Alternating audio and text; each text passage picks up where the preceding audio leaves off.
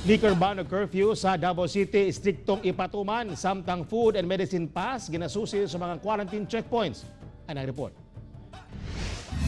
Mao kini ang sitwasyon sa maa kaganang buntang kung asa ginasusi na sa checkpoint ang mga motoristang gabiyahe kung may dala ba kining food and medicine o FM pass.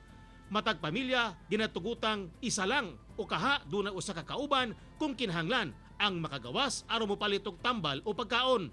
Exempted hinoon ang mga essential workers o frontliners basta lang dunay mga IDs. Samtang ipasabot ni Mayor Inday Sara Duterte nga istriktong ipatuman ang curfew gikan alas 6 sa gabi hangtod alas 6 sa buntag. Dili usab maggamit ang FM pass kung panahon na sa curfew. Lakip usab sa istriktong ipatuman ang liquor ban panahon sa ECQ hangtod April 19. Ato ang curfew 6 PM na po karong gabi ito na magsugod.